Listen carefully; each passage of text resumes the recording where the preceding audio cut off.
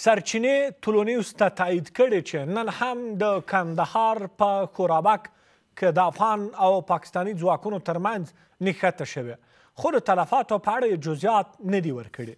د یکشنبې شپې له جګړې وروسته بیا هم څو ځله په مختلفو سیمو کې دواړو لوریو پر یو بل بریدونه کړي دي.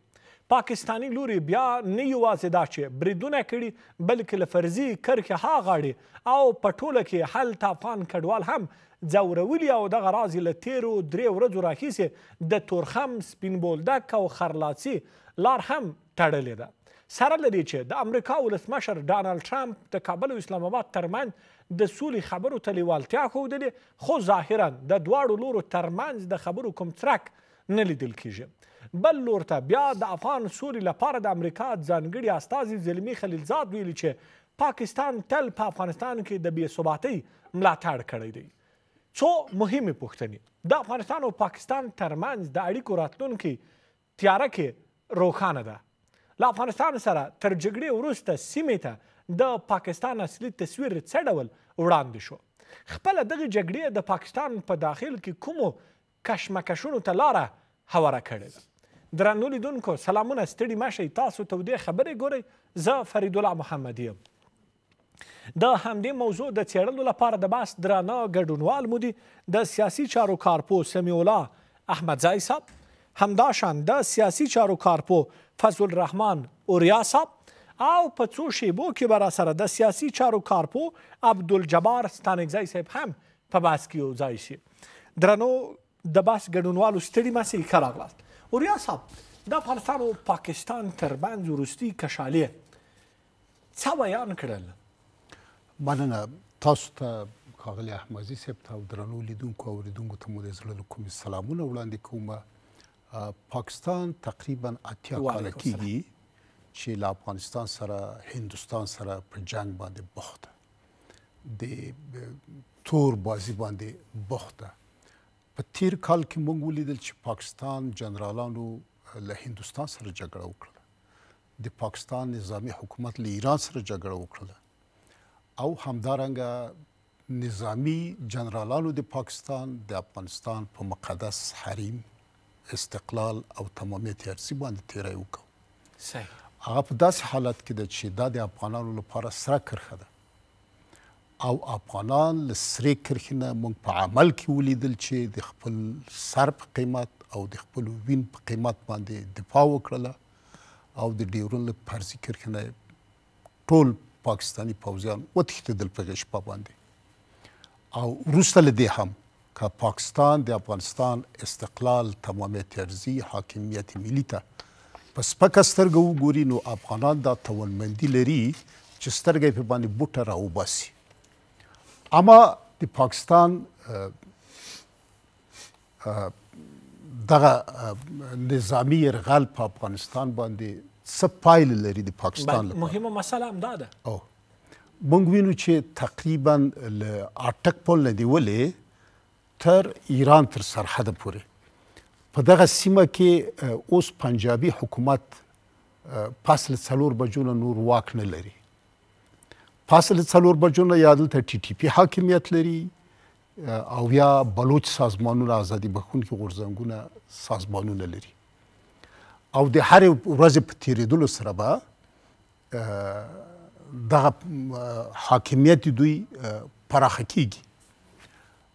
په څنګ د دې کې پاکستان سیاسي بحران، اقتصادي بحران نور هم پراخه سه او پراخیږي، او د دغه حکومت د پاکستان د نظامی حکومت هغه تور او کرغړنه څیره د یو جنگ افروز حکومت په حیث باندې چې کله هند سره جنګ کوي، کله ایران سره جنګ کوي، کله افغانستان سره جنګ کوي، نړیوالو ښه وپېژندله، او داسې ثابته سول چې د پاکستانی جنرالانو نظامی حکومت په دغه دانه کې یو سرطاني، په دغه سیمه کې یو سرطاني دانه ده چې معمولا د سیمې امنیت او پاکستان د خپلو ګاونډیو هیوادونو امنیت ته ګواښونه رامنځته کړي دي. پاکستان بهرنی سیاست په تروریزم باندې ولاړ ده، او اوس په ورځو کې داعش د دوی د بهرني سیاست ابزار ده چې د افغانستان په ضد، د ایران په ضد، د روسیې په ضد او د نورو هیوادونو په ضد باندې استعمالوي. پاتې د نه وي چې په دې وختو کې پاکستاني جنرالان او د دوی صدر اعظم هر ورځ روان دي ټرمپ ته، کله یې لاس مچو کوي او کله یې پښې مچو کوي.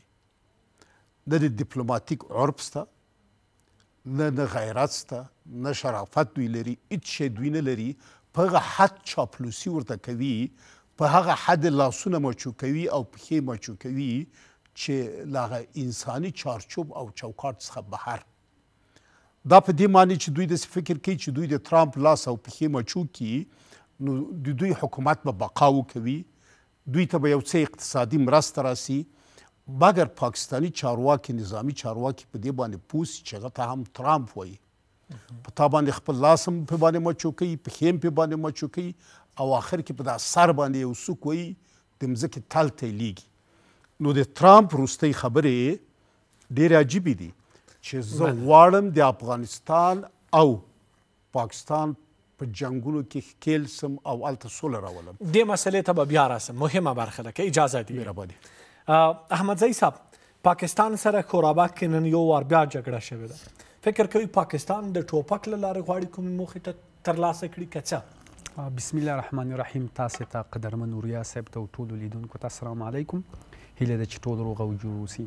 وعلیکم السلام. په سر کې باید ووایو چې دغه جګړه چې د څو ورځو راهیسې پیل سوې ده، دا د افغانستان د حکومت یا د خلکو جګړه د پاکستان د خلکو په وړاندې نه ده.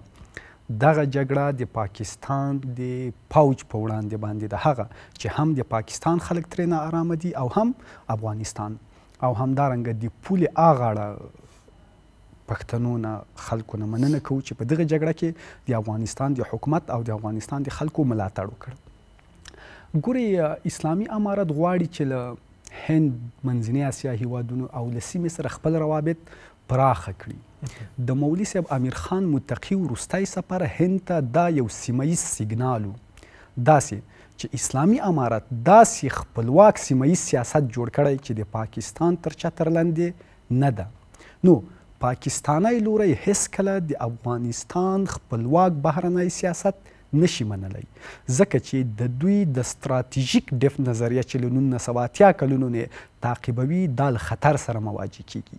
نو په دې اساس پاکستان د افغانستان په جغرافیه برید کوي، په مرز کې جګړه رامنځته کوي او اسلامي امارت ته داسې وایي چې مونږ همیشه کولی سو ستاسو مرزونه ناارامه کړو، مونږ همیشه کولی سو چې د افغانستان په خاوره کې بریدونه وکړو، د دې قیمت د تاسو لپاره ډیر لوړ ده تر دې چې ته له هند سره روابط وساتي. نو پاکستانی استخبارات او پوج کوشش کوي چې اسلامي امارت ته داسې تصویر ورکړي چې له هند سره روابطونه له ګټې تاوان زیات ده، او تاوان یې دا ده چې مرزي جګړې رامنځته کیږي چې تاسو یې کنټرولولی هم نسئ او قیمت یې ډېر لوړ ده. نو په دې اساس دوی جګړه رامنځته کړه تر څو اسلامي امارت ته داسې یو تصویر ورکړي. دوهم بحث دا ده چې دوی پوهیږي اسلامي امارت مستقل حرکت کوي. کله چې اسلامي امارت مستقل حرکت کوي، دوی پوهیږي چې مرزي جګړې له اسلامي امارت سره زیاتیږي، دا به په راتلونکي کې پراخیږي. نو په دې اساس دوی برید وکړ، جګړه یې رامنځته کړه. فرضي کرښې په اوږدو کې د فرضي کرښې په افغانستان یې برید وکړ. دوی وکتل چې اسلامي امارت څنګه غبرګون ښیي، د دوی نظامي ځواک په کومه کچه کې ده، دوی کومې وسلې د موږ پر ضد باندې کاروي، د دوی سرحدي ځواکونه څومره پیاوړي دي. نو په دې اساس دوی د دغو نقاطو ضعف او قوت پیدا کوي او د راتلونکي جنګي پالیسۍ لپاره یې ښه تصویر نشروي. دوی غواړي چې دغه ضعف نقطې او د قوت نقطې د افغانستان د پوج وګوري، که په راتلونکي کې له اسلامي امارت سره جګړه رامنځته کېدله نو دوی ته به د پوج د قوت او د ضعف نقطې معلومي او دا به په راتلونکي نقشه کې ښې ترسیم کولی سي. درې، دوی جګړه کوي خو همزمان د اسلامي امارت چارواکي څاري، ګوري څوک د جګړې موافق ده، څوک یې مخالف ده، څوک هند سره روابطو ته ترجیح ورکوي، څوک پاکستان سره روابطو ته ترجیح ورکوي. په دې اساس دغه مسله د پاکستان د ISI لپاره خورا ارزښتمنه ده، ځکه چې دوی غواړي د اسلامي امارت راتلونکي سیاسي جوړښت د متولو او یا کنټرولولو لپاره دغه مسله بنسټ جوړوي. څلورم بحث، دوی جګړه پیلوي او کوشش کوي چې د جان لپاره جاسوسان استخدام کړي. دوی پر دې پوهیږي چې افغانستان خلک د پاکستان په وړاندې حساس دي.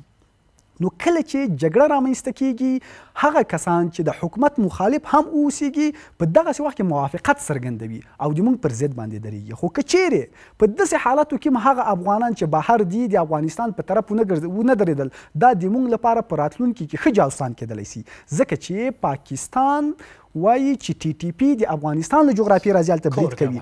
نو دوی یو څه بل د میز پر سر باندې لري. که چیرې اسلامي امارت ټي ټي پی مهار نه کړي نو د دوی مخالفین به موږ د ځان لپاره راغواړو او د افغانستان په ضد باندې لاره کاروي.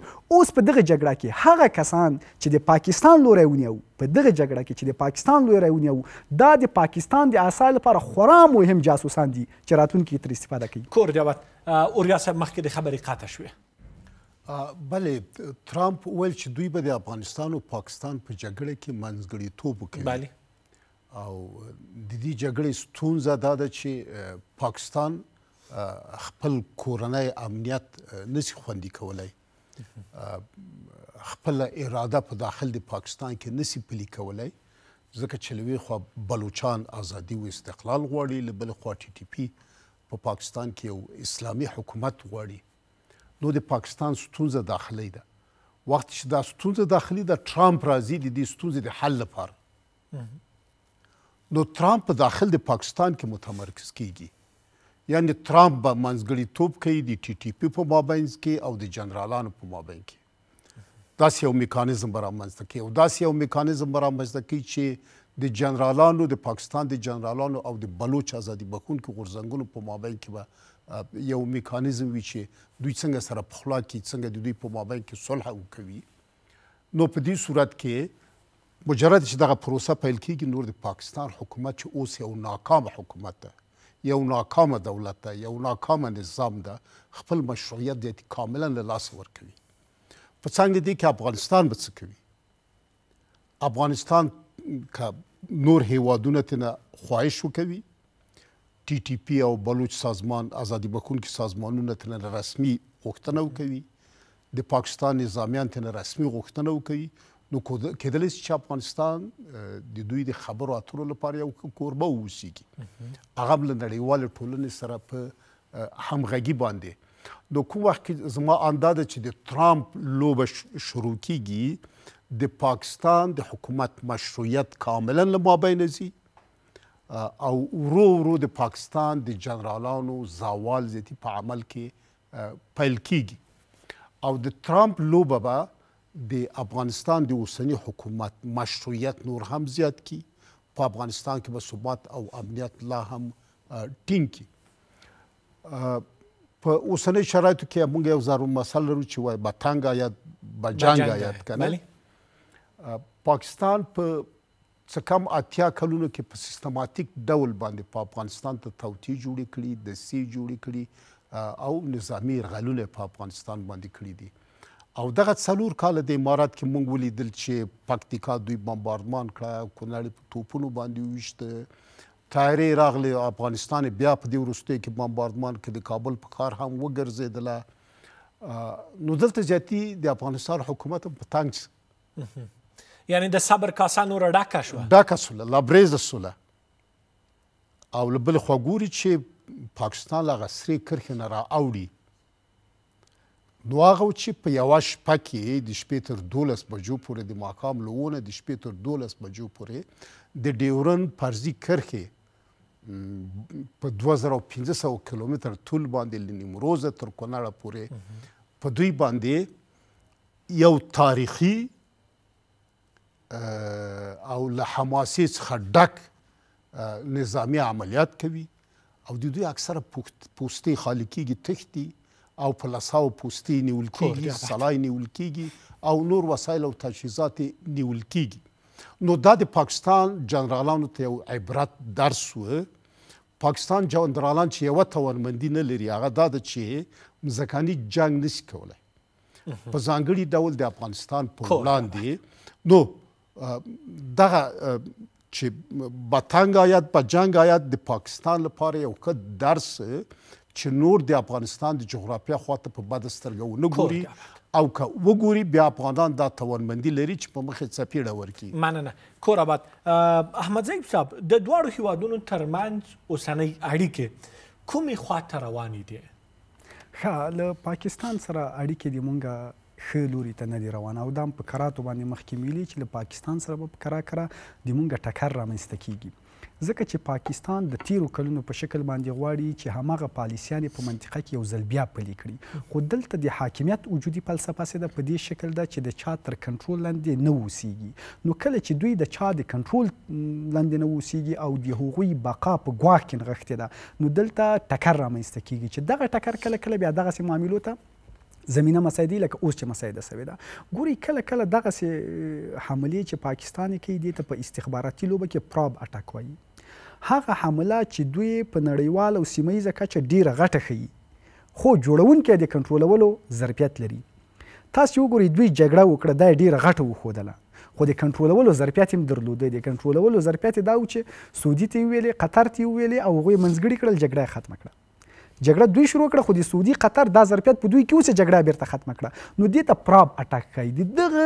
اټک د دغې حملې په واسطه یې منطقې ته پیغام ورسوو چین ته وایي چې څو کلونه مسلسل په درې اړخیزه ناسته کې موږ تاسو ته ویلې چې اسلامي امارت د ټي ټي پي ملاتړ کوي تاسې پر دوی فشار راوړئ خو تاسې ونه توانېدئ او اسلامي امارت له دې لاس وانخیسته نو موږ مخکې د دې په اساس باندې تاسو ته اخطار درکړی و که چیرې اسلامي امارت د ټي ټي پي مخه ونه نیسي په سیمه کې تاوتریخوالی زیاتیږي وګورئ جګړه رامنځته سوه تاوتریخوالی زیات سو کله چې تاوتریخوالی زیاتیږي نو په دې اساس باندې چین اندېښمن کیږي ځکه د هغو پروژو ته خطر پیښیږي هغه غواړي چې په سیمه کې باید ثبات واوسیږي نو پاکستان په چین فشار راوړي چې یوازینۍ لاره چې ته پروژې پلې کړې هغه دا ده چې ته په اسلامي امارت فشار راوړې او اسلامي امارت دې ته اړ باسي چې د ټي ټي پي مخه ونیسي او دلته نامني یعنی پاکستان غواړي د چین او اسلامي امارت روابط سره خراب کړي اوس څنګه فشار وارد کړي فشار وارد دا چې تاسو اسلامي امارت ته منځ کېږئ سفارت هم خلاص کړی غواړي چې بیرته ټیټه کچې ته رسوو تعاملات مه پراخوئ نو په دې اساس به په اسلامي امارت باندې فشار راسي او دې معاملې ته به تن کېږدي نو دلته د هیوادونو او د اسلامي امارت ترمنځ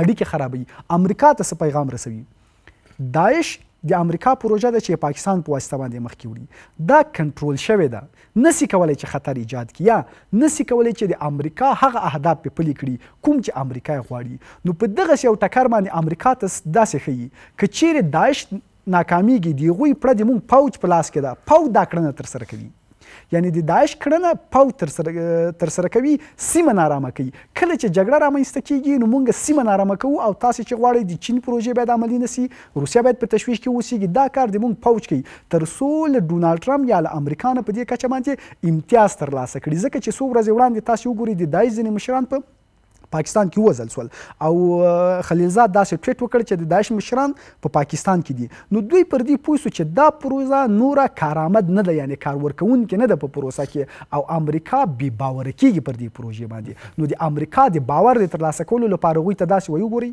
که داعش ناکامیږي د مونږ پاو دا کار ترسره کولی شي تاسې باید مونږ سره همکاري وساتئ او همکار اوسئ دریم په پاکستان کې تر ټولو ډیره نظامی بودیجه ده چې د دوی پوځ ته اختصاصیږي کله کله د ملکي ادارې او د خلکو تشنج د دې په وړاندې راجګیږي اوس دوی غواړي چې د خپل پوځ لپاره بودیجه زیاته کړي کله چې جګړه ایجادیږي د بودیجې د زیاتېدو امکان زیاتیږي نو دوی هلته جګړه کوي تر څو د خپل پوځ لپاره بودیجه زیاته کړي او بودیجه ترلاسه کړي همدارنګه تاسې وګورئ 22 پاکستانی ځواکونه یو پیر وژل سول ملیشې 11 بیا ووژل سول له هغې نه وروسته دوی بیا برید وکړ چې 50 له هغې نه وروسته بیا ووژل سول نو په کوردلنه له دوی له سخت امنیتي سیاسي اقتصادي فشار لاندې ول کله کله چې حکومتونه له داسې فشار سره مواجه کیږي دوی بهرنی دښمن تعریفوي بهرنی دښمن د دې لپاره تعریفوي تر څو له کورنیو ستونزو نه خپل مخ واړوي دغه جګړه د پاکستان خلکو ته د یوې تلویزیوني ډرامې په توګه هم وله خلکو ته څه وایي وګورئ مونږ غچ واخیستل دغه مسله ډیره امنیتي نه د سیاسي برخې لپاره سوې کور جواب مننه اوریا صاحب داسې ښکاري چې د خبرو هیڅ څرک نشته که وضعیت همداسې وي د یوې بلې جګړې شتونتیا شته او که نه زه لومړی غواړم چې د پاکستان اوسنۍ پالیسي په سیمه او نړۍ کې څومره کیدلی شي چې د افغانستان په ضد پارونکي اوسي په دې باندې لنډ عرض ولرم ګورې ترامپ په خپلو خبرو کې ویلي چې موږ د افغانستان او پاکستان په مابین کې جنګ مې اورېدلی ده غواړم دلته سوله وکړو نو دواړه په مساوي انداز باندې وویل نه ټي ټي پي نه بل شی که چېرته ترامپ یا امریکا د پاکستان له عینکو افغانستان ته کتلی نو بیا داسې نه ویلې، بیا ویلې چې دلته ترورستان ځي، زه غواړم دا ترورستان کنټرول کړم، دا ترورستان مهار کړم. نو پر دې بنسټ امریکا سره دی چې دوی د امریکا لاسو پښې مچو کوي، نور د پاکستاني جنرالانو د عینکو نه افغانستان ته نه ګوري. ترامپ په همدا خبره کوي چې زه افغانستان او پاکستان، یعنې په دې معنی چې زه مستقیما له افغانستان سره خبرې کوم، مستقیما له پاکستان سره خبرې کوم. نو پر دې بنسټ افغانستان یو مستقل حکومت په حیث باندې پیژني، یو مستقل دولت او نظام په حیث باندې پیژني. ځکه خبرې هغه چا سره کوي چې هغه پیژني، خبرې هغه چا سره کوي چې هغه موجودیت، عیني موجودیت لري، واقعیت لري. نو اوس چې وایي ترامپ وایي چې له افغانستان او پاکستان سره خبرې کوم، په دې معنی چې دلته یو حکومت شتون لري، موږ دغه حکومت سره خبرې کوو. پس دلته دا چې ترامپ د افغانستان حکومت ته مشروعیت ورکوي په هغه خپله ساحه کې او هغه ته اعتبار او اقتدار ورکوي، نو په حقیقت کې دلته پاکستان ته یو ډیپلوماتیکه ضربه ورکوي د دې لپاره چې دا تیرو 80 کلونو کې معمولا امریکایانو د پاکستان له عینکو افغانستان ته کتل، اوس دا قصه سرچپه شوه، تغییر ده. راځو چین ته. چین بهرنیو چارو وزارت یو اعلامیه نشر کړه، په هغو کې وویل چې افغانستان او پاکستان باید په خپلو کې مشکلات د خبرو اترو پر بنسټ حل کړي او د سیمې د هیوادو ګټې په پام کې ونیسي. یعنې دلته ګورو چې چین هم د پاکستان له عینکو افغانستان ته نه ګوري، عین خواهش چې له پاکستانه کوي هغه هم هغه خواهش له افغانستان څخه کوي. نو پر دې بنسټ سره ویلی سمه چې پاکستان مازې چغې وهي او سورې وهي، نارې وهي، اما دوی تاثیرګذاري د سیمې هیوادونو په بهرنیو سیاستونو باندې نه لري. فقط یو دقیقه اجازه راکړئ، سره له دې چې دوی له عربستان سره اوس نظامي متحدین او نظامي متلفین دي، پاکستان وایي چې موږ له افغانستان او پاکستان څخه غواړو. ګورئ دا ډیپلوماسي کې چې اول نوم د چا راسي، دویم نوم د چا راسي، دا ارزښت لري. اوس هم عربستان سره دی چې له افغانستان سره ډېرې لوړې اړیکې نه لري، خو په دغه اعلامیه کې افغانستان ته ارجحیت ورکړی ده. له افغانستان څخه یې غوښتنه کړې ده چې دا تاوتریخوالي کې مرسته وکړي چې کم سي.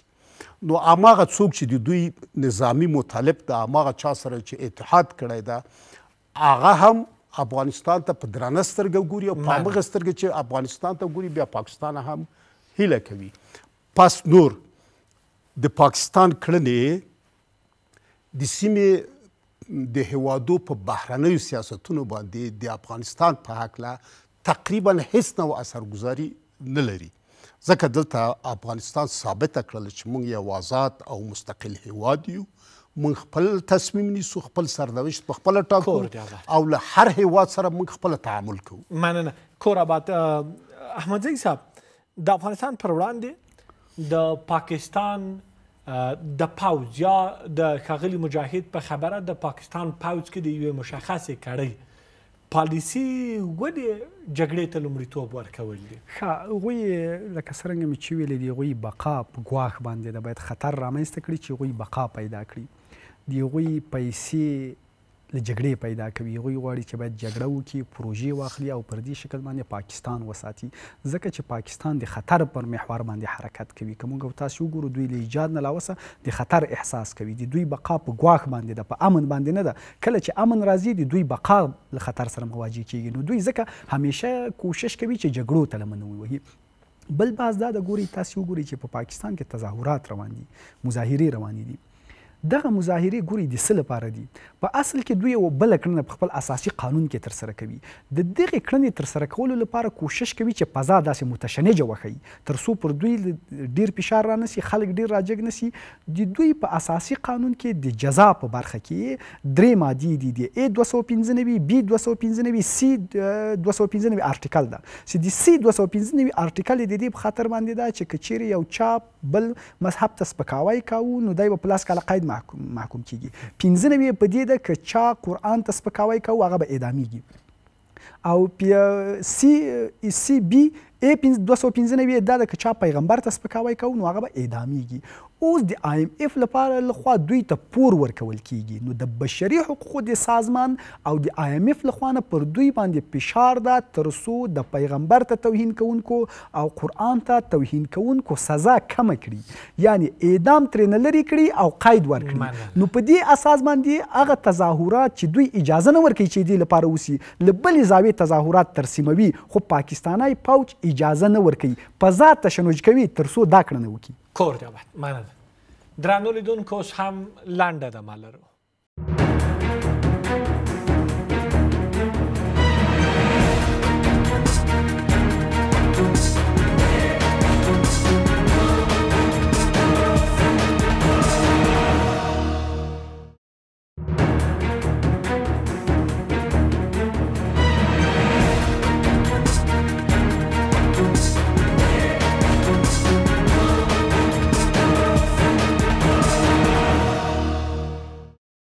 درنو لیدونکو بیا هم ښه راغلاست. تودې خبرې خپرونه دوام لري. په تاسف سره باید ووایم چې زموږ سره میلمه چې په بحث کې د ګډون ژمنه کړې وه عبدالجبار ستانکزی صاحب بحث ته حاضر نشو، تر همدې شیبو پورې رانغی. همکاران هڅه کوي چې زموږ سره په بحث کې واحد فقیري صاحب وصل سي. اوریا صاحب بل اړخ ته که راسو، که رښتیا هم پاکستان اندېښنه د ناامنۍ په اړه وي، نو چین، هند، ایران او نور هیوادونه ولې دا اندېښنه نه لري؟ اصلي خبره همدلته ده چې ناامني په افغانستان کې شتون نه لري. ګواښ په افغانستان کې شتون نه لري چې ګاونډي هیوادونه یا د سیمې هیوادونه وګواښوي. نو پر دې بنسټ د سیمې هیڅ هیواد له افغانستان څخه په عمل کې شکایت نه لري. حتی هغه تاجکستان چې شکایت درلوده اوس خپل پالیسي ته تغییر ورکړی او د افغانستان اوسنی حکومت سره ښه روابط لري، تجارت کوي، زلزله ځپلو سره کومکونه کوي. یګانه څوک چې شکایت لري هغه پاکستان ده. هغه د دې لپاره شکایت لري چې د دوی ستونزې او مشکلات کورني دي. دوی کورني مشکلات خپل داسې حل کولی او د خپل بام واورې په افغانستان اچوي. بیا چې مشکلات ډیر سي نو بیا زی هندوستان ته وای دا خو د تا کار ده. بیا چې نور مشکلات زیات سي نو بیا راکټونه ولي په ایران باندې. یعنی په مجموع کې ټولو سره په جګړه دي. ټولو سره دا تیر یو کال کې موږ ولیدل. یو پاکستاني سیاستوال له خپل حکومت نه پوښتنه کړې وه چې دا څنګه بهرنۍ پالیسي ده چې په 2 کلونو کې له 3 ګاونډیانو سره مو جګړه یو کال کې په یو کال کې نو د دوی ستونزه داخلي ده او خپل داخلي ستونزه د خپل بقا لپاره د دوی لپاره چې د دوی نظامی حکومت بقا وکوي او د دوی استبداد او استثمار چې په پاکستاني ولس باندې کوي دې ته لږ او ډیر مشروعیت پیدا کړي. نو هغه ده چې دا پړه معمولا یا د تور لوبه د خپلو ګاونډیانو په ضد کوي، کله د افغانستان په ضد، کله د ایران په ضد، کله د هندوستان په ضد باندې، او واقعا خپلو ګاونډي هیوادونو ته ګواښونه متوجه کوي. ځکه له پاکستان څخه په سیستماتیک ډول باندې تروریزم ایران ته صادریږي، هندوستان ته صادریږي، افغانستان ته صادریږي، روسیې ته صادریږي. نو پس دغه ټول هیوادونه د پاکستان اصلي څیره پیژني. همدغه علت ده چې د سیمې لوبغاړي هیوادونه او د نړۍ ستر قدرتونه په ځانګړي ډول عربي هیوادونه ټول په یو غږ باندې د پاکستاني جنرالانو له مخالفینو څخه دفاع کوي، حمایت کوي. که هغه ټي ټي پي ده، که هغه آزاد بخونکي د بلوچ نهضتونه دي، که هغه حرکت لبیک ده، که هر څوک چې دي دفاع ترې نه کوي، ځکه چې دوی نور مشروعیت نه لري او دوی د سیمې د ناامنۍ لامل ده. همدغه علت ده چې د دوی اقتدار په داخل د پاکستان کې هره ورځ کوچنی کیږي، ضعیفه کیږي، ناتوانه کیږي او په خپل خلکو کې هغه محبوبیت خو کاملا له لاسه ورکړی، خو د خلکو ملاتړ هم له ځان سره نه لري. نو دغسې حکومتونو ته ناکام حکومتونه، ناکام دولتونه وایو او ناکام حکومتونه، ناکام دولتونه ورو ورو د سقوط خواته ځي. نو اوس لرې نه ده چې پاکستان ورو ورو د سقوط خواته ولاړ سي. اوس وګورو افغانستان ده، یو ګاونډی چین ده، بل ګاونډی شوروي ده، امریکا سره هم روابط لرو. هیڅوک له افغانستان شکایت نه لري، مګر دا پاکستان ده چې شکایت لري. ولې؟ هلته چې د دې لپاره شکایت لري چې دوی حاکمیت په مرمۍ ولاړ ده، د دوی حاکمیت په زندان ولاړ ده، د دوی حاکمیت په ترور او انفجار ولاړ ده، د دوی حاکمیت په ناامنۍ ولاړ ده. هماغه ده چې په داخل د هیواد کې هم دوی دغه کړنو ترسره کوي او خپل د ګاونډیو پر ضد باندې هم تاوتریخوالی، جنگي ابزار، سوړ جنگ استعمالوي. مګر اوس پاکستان هغه آخرین حد ته یا آخرین کرښې ته ورو ورو نږدې کیږي چې هغه د زوال کرښه ده. موږ وغواړو که ونه غواړو پاکستان زوال خواته ځي او هلته به پښتانه مستقل کیږي، ګلګتیان به مستقل کیږي، کشمیر چې دا 80 کاله کیږي د دوی تر استعمار او استعمار لاندې ده، هغوی به خپل ازادي او استقلال لاسته راوړي او بلوچان به هم خپل استقلال خواته ځي. کور دی آباد. احمدزی صاحب یو بل سوال چې پیدا کیږي، اسلامي امارت وایي چې په پاکستان پوځ کې یو خاصه کړۍ غواړي د افغانستان پر وړاندې باندې مشکلات راولاړ کړي، خو ولس، ملت او حتی سیاسون د افغانستان سره ښې اړیکې غواړي. مثال دا ورکوي چې هلته ځانګړی استازی راځي خو پوځیان به پر پکتیکا بمبار کوي. دا اختلاف ولې؟ ښه، په ټوله کې د پاکستان حکومت نوم یو حکومت ده خو دوه لایې لري چې یو ملکي ده یو پوج ده. د دوی بهرنی سیاست تر ډیره د پوج په لاس کې ده، یعنی پوج په لاس کې نیسي. کله چې د دوی یو غیر نظامی کس یا د ملکي ادارې کس دلته راځي او پوج بیا دلته بمبار کوي، دا اسلامي امارت ته داسې سیګنال ورکوي دا کسان تاسو سره اړیکې غواړي او غواړي تاسو سره اړیکې فراخه کړي. نو کله چې دغه کس بیرته ځي پوج ته هلته ګزارش ورکوي د ځان چې دغه د ما ګزارش و پوج ګوري، که چیرې اسلامي امارت کوم ګزارش ورکړي یا کومې خبرې له دوی سره کړي د پوج پر ګټه باندې ولا، نو هغه دوی رامخته کوي چې تاسې دا کارونه ترسره کړئ. خو که چیرې د دوی پر ګټه باندې نه وه هغه بندوي. یعنی برید د دې په خاطر نه ده چې واقعا دی د دې په خاطر دا کار کوي، هغه رالیږل سوی د ملکي ادارې کسې د ده له ادرسه ده، که څه هم هغه شی دا غواړي هغه هم د پوج په کنټرول کې دي، هغه هم پوج له ځان سره ساتلي. نو ځکه موږ وایو چې دغه جګړه د مونږ د پاکستان د خلکو د پوج په وړاندې ده، ځکه چې هغوی هم دوی داسې ګروګان نیولي دي، ملکي اداره هم پر همدې شکل باندې ګروګان نیولې ده، خلک هم پر همدې شکل باندې ګروګان نیولي دي او کوشش کوي چې له موږ سره هم تشنج رامنځته کړي. نو کله چې دغسې لوبه کوي د پاکستان استخبارات دا پر د ده په خوښه باندې راځي، خو که هغه څه چې دلته اسلامي امارت ویلې د پوج له غوښتنو سره یې همغږي نه درلودله نو هغه نه مني، که چیرې همغږي رامنځته سوه دې ته دوام ورکوي. دوهم بحث دا ده تاسې وګورئ چې ټرمپ د دغې مسلې د حل غوښتنه وکړه چې دا مسله به حل کړو. پاکستان جګړه رامنځته کړه، قطر او سعودي ویلې چې جګړه باید بنده سي، ټرمپ ویلي چې زه منځګړیتوب کوم. د ځینو راپورونو پر اساس چې ټولنیز ته تایید شوي دي د دوی مشرانو غوښتل چې راسي کابل ته، اما امارت ویزې ورنه کړي. اسلامي امارت باید ویزې نه ورکړي ځکه هلته ما بمباروي او هلته راځي. نو دا خو د افغاني غرور پر بنیاد باندې اوسو چې هغوی ته دې اجازه ورنه کول سوه چې تاسې دلته راسئ، ځکه د اسلامي امارت حکومت په قوت باندې استوار ده.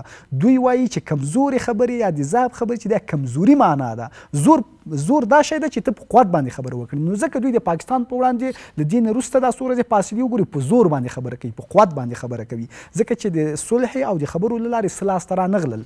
کله چې د قوت اپشن وکارو له هغې نه وروسته داسې وښودو چې موږ دومره قدرتمن یو چې تاسو پوستې سقوط کړو، موږ دومره قدرتمن یو چې تاسو خاورې ته درننه وځو. نو له دې نه وروسته د قوت کرا خبرې شروع کېږي او په راتلونکي کې به دا خبرې شروع سي، خبرو ته به راسي. خو خبرې به څوک کوي؟ ګوره دوی جګړه وکړه، سعودي قطر دې ممالکو ویلې چې جګړه باید ودرېږي، امریکا ویلې چې زه منځګړیتوب کوم، دوی بیا جګړه وکړه. تاسو ویل چې په قندهار کې بیا جګړه کړې، بیا دې څه په خاطر باندې چې تر څو دې ته زمینه اواره کړي چې امریکایان منځګړیتوب وکړي، یعنی امریکایان راسي، امریکایانو ته داسې ښیي چې مونږ ستاسو اهداف په نظر کې لرو، یعنی چې تاسې څه وغواړئ.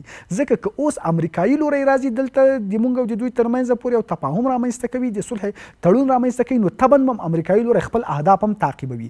امریکایي لوری به دلته کوشش کوي چې اسلامي امارت ته داسې په ذهن کې ورواچي چې په صلح کې د امنیت کلي له مونږ سره ده، مونږ کولی شو چې دلته صلح حاکمه کړو، بل څوک دا کار نشي کولی. نو که تاسې غواړئ چې د شریر ګاونډي له امن نه په امان کې پاتې سئ، که تاسې غواړئ چې اوږدمهالی ثبات پیدا کړئ، که تاسې غواړئ چې حاکمیت هم پیاوړی سي، باید له امریکایي لوري سره روابط پراخه کړئ. نو کله چې امریکایي لوری تاسو سره روابط پراخوي نو طبعا به د امتیاز غواړي، یو څه به غواړي چې له دې نه مخکې هم دوی داسې څرګندونې کړې وي چې موږ په افغانستان سره تعامل غواړو، خو مشروط تعامل، یو څه باید موږ ته اسلامي امارت راکړي. نو دغه اپشنونه چې پاکستان یې کاروي امریکا ته هم داسې په لاس کې ورکوي چې د دوی پر ضد د افغانستان سره په خبرو کې د ځان پر ګټه باندې تمام کړي، نو دوی به جګړې ته بیا دوام ورکړي، بیا به مقطعي کې کچېرې بیا یو څوک د امریکا په خواښه سعودي عرب قطر یا دوی په خپله باندې رامخکې نه سو، دوی به بیا جګړه وکړي. دوی غواړي چې په مرزونو کې جګړه متداومه وساتي تر هغه وخته پورې چې خپل اهداف ترلاسه کړي، ځکه چې په متداومه جګړه دوی سیمې ته ښیي چې منطقه د نارامي خواته ځي، یعنی منطقه د نارامي خواته سوق کیږي. کله چې منطقه د نارامي خواته سوق کیږي د سیمې هیوادونه مجبور دي چې د مسلې حل ته راودانګي، نو د حل پر راودانګلو کې پاکستان خپل اهداف تعقیبوي چې هغوی ته وایي دا جګړه یا دا بې ثباتي په هغه وخت کې کمیدلی شي، په هغه وخت کې ختمیدلی شي، تاسې چې زموږ غوښتنې ومنئ. زموږ غوښتنه څه ده؟ زموږ غوښتنه همدا ده چې ټي ټي پي باید مهار شي. ټي ټي پي د افغانستان د جغرافیې راځي، زموږ په خاوره کې برید کوي او هلته نامني خوروي. همدارنګه تاسو وګورئ خلیلزاد څو ځل ټویټ وکړ، ده وویلې چې باید د ټي ټي پي او د پاکستان د خلکو ترمنځ خبرې پیل شي، یعنی د پاکستان د پوځ ترمنځ خبرې پیل شي. دغه خبرې باید داسې پیل شي کومې چې عمران خان پیل کړې وي، کومې چې عمران خان کولې، او عمران خان باید د دې خبرو لپاره آزاد شي، ځکه چې د عمران خان په وخت کې د اسلامي امارت د افغانستان او د پاکستان اړیکې تر بل هر وخت ښې وي. یعنې د پښتونخوا لومړي اعلی وزیر هم دا خبره افریدي وکړله چې ولې د پاکستان او افغانستان روابط د عمران خان په وخت کې نه و خراب. ولې د عمران خان په وخت کې نه و خراب؟ یعنی عمران خان خو کوشش کوو چې له ټي ټي پي سره په کور دننه خپل مسایل حل کړي. نو اوس خلیلزاد چې کله ټویټ کوي وایي چې تحریک طالبان پاکستان او د پاکستان پوځ باید خبرې وکړي، نو زموږ پوښتنه له خلیلزاد نه دا ده چې په دې دواړو کې یو تروریستي ده، یا ټي ټي پي تروریستي ده یا د پاکستان پوځ تروریستي ده، نو تاسې باید یو ته د تروریست کلمه وکاروئ. کور جواب. مننه.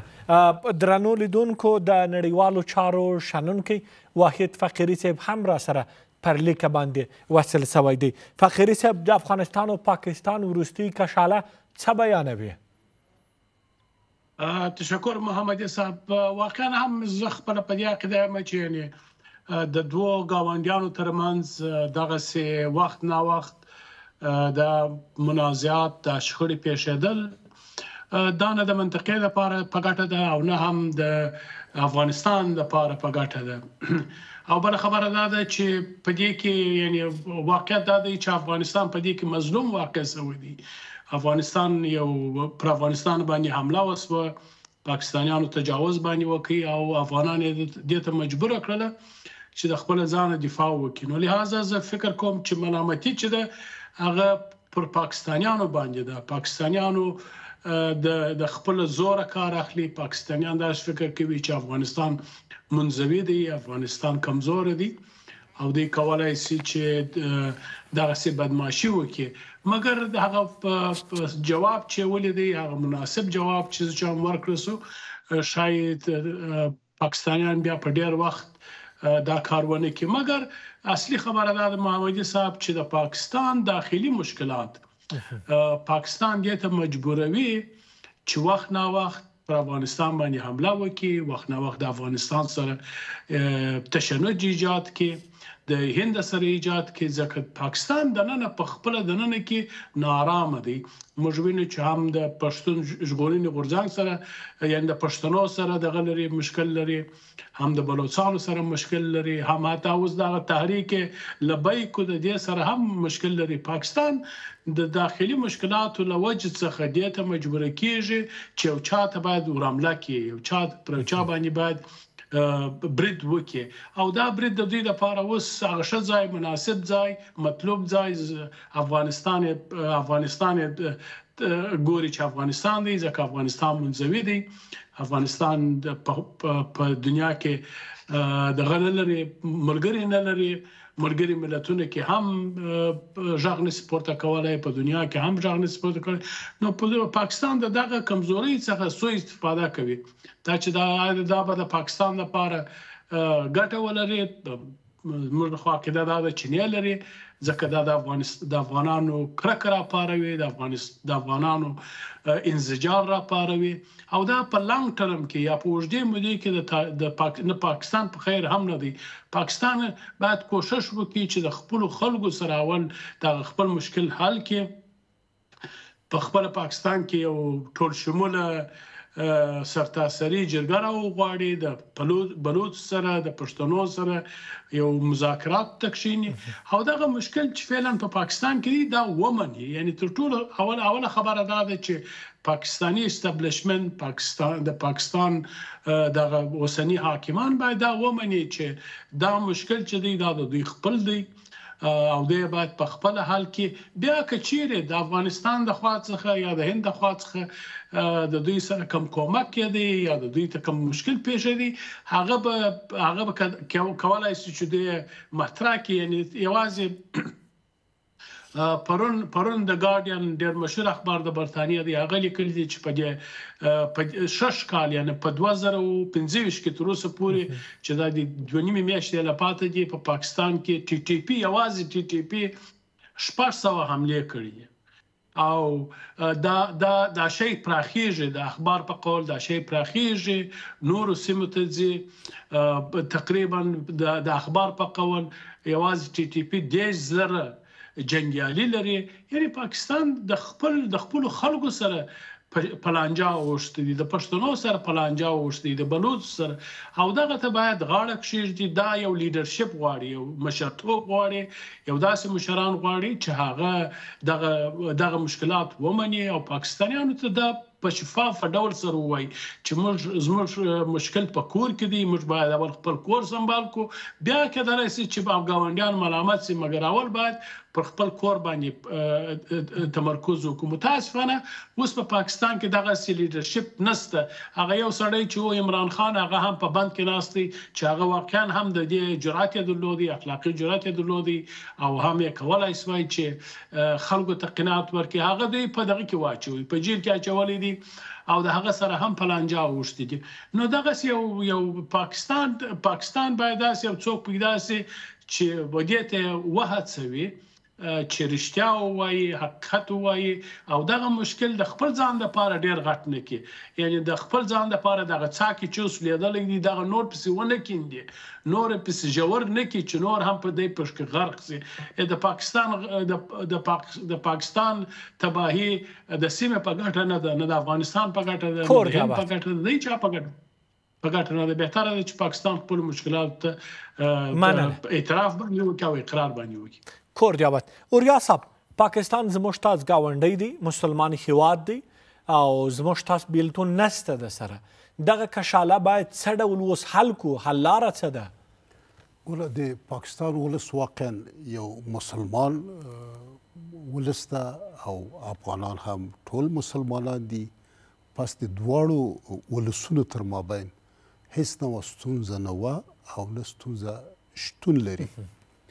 پاکستان ولس هم له خپل نظامی جنرالانو سره ستونزه لري، افغان ولس هم له نظامی جنرالانو سره ستونزه لري، ایرانیان هم له نظامی جنرالانو سره ستونزه لري او هندوستان هم له دغه نظامی جنرالانو سره ستونزه لري.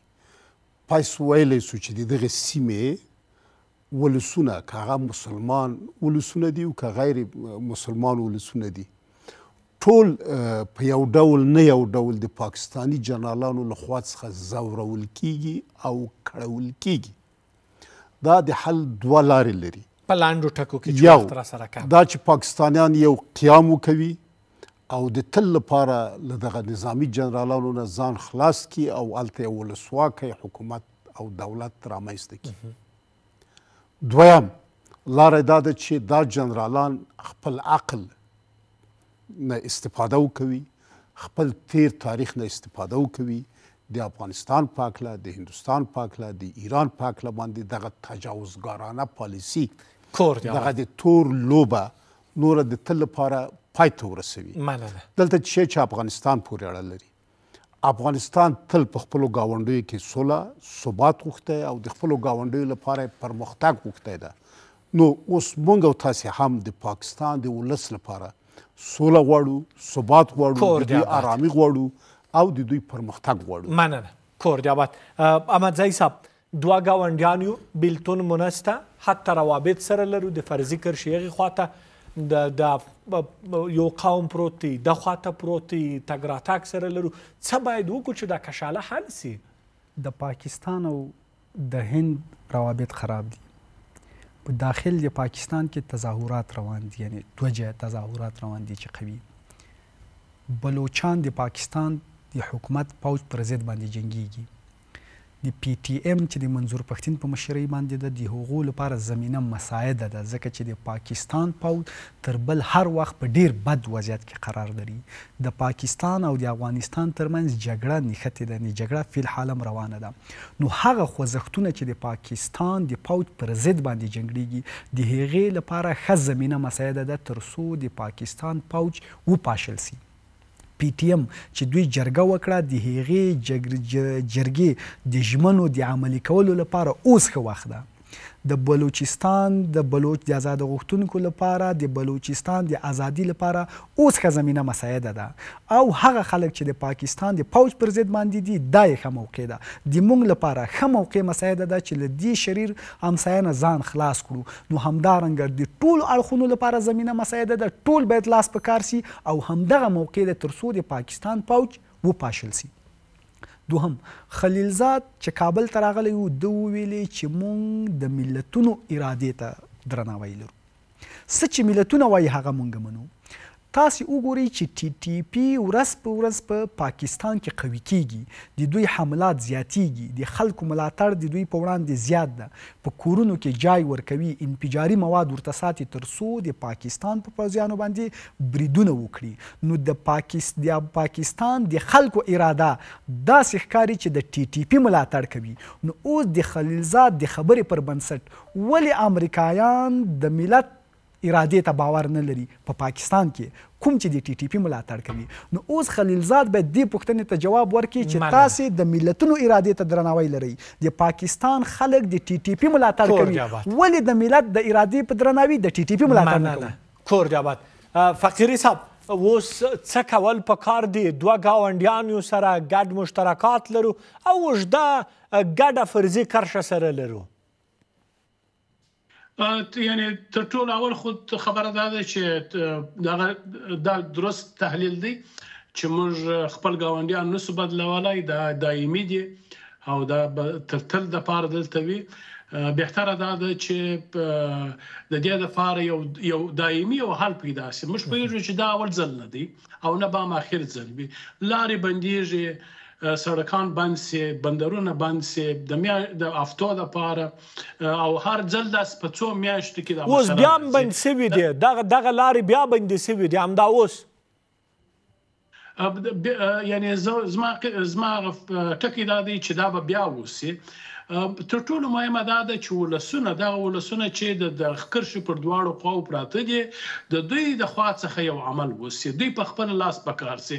حکومتونو ته دا مسله پرې نه ږدي، بلکې ولسونه د فشار منبع سي، فشار واچوي پر دواړو خواو باندې، دلته هم پر کابل باندې او هم پر اسلام آباد باندې، چې دغه خلک باید پایمال نه سي. دغه خلک چې د کرښو پر امتداد پراته دي، دا تجارت باید آزاد سي، خلک باید آزاد رفت آمد وکړي، تجارت باید ډیر سي، ځکه اول قرباني دغه ولسونه دي چې پر دې خط پراته دي. تاسو پوهېږئ هر ځل چې دغه لاره بنده سي، په دې کې پښتون ټرک ډرایور، هوټلي، ګاز سټیشن والا یا د تیلو د ټانک والا، مستري، دغه خلک ضربه ویني. د دوی څخه هغه څه چې سپما کړي وي په څو میاشتو کې، هغه بیرته ټوله ځینې واخیستل سي. او دا د پنجاب د بورژوازي یو چال دی، یو حربه ده چې پس له څو میاشتو څخه دلته یو تشنج ایجاد کړي په دې سیمه کې، او هغه خلک چې پر دې سیمه باندې کاروبار کوي، هغه څه چې سپما کړي دي په څو میاشتو کې، هغه بیرته ځینې راټولي کړي، بیرته ځینې واخلي، او دا خلک بیرته لڅ پڅ ایله کړي. بیا دا خلک بیچارهګان څو میاشتې زحمت باسي او شی سره راټول کړي. دا داسې دوامداره په څو میاشتو کې دا کېږي.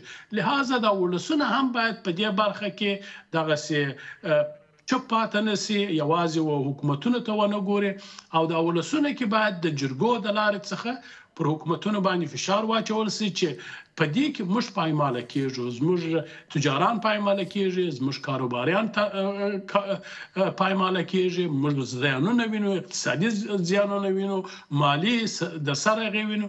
لهذا زه فکر کوم چې که چیرې حکومتونو ته موږ کښېنو، زه فکر نه کوم چې د هغوی یعنې فقیرې صاحب تاسو وایئ چې د دې کشالې حل ولسي اړخ لري؟ بله هو، زه فکر کوم تر څو پورې چې ولسونه دغه شی درک نه کړي، دا شی دوام لري او دا شی دا څو کاله کېږي چې دوام یې کړی دی، په کلو دوام یې کړی دی، ځکه دا حکومتونه زموږ د سکوت څخه سوء استفاده کوي، زموږ د بېچارهګۍ څخه سوء استفاده کوي. موږ ولسونه هم باید په دې برخه کې نور چپ پاتې نه سو، پر خپلو حکومتونو باندې فشار واچوو، جرګې جوړې کړو څو دغه شریره دایره ختمه سي. کور دې آباد. د باس درنو ګډونوالو له تاسو ټولو یوه نړۍ مننه. کور مو آباد چې زموږ بلنه مو منله. درنو لیدونکو له تاسو خپلو ټولو همکارانو په مننې زموږ د نن شپې تودې خبرې په همدې ځای پای ته ورسېدې. تر بیا د خدای په امان.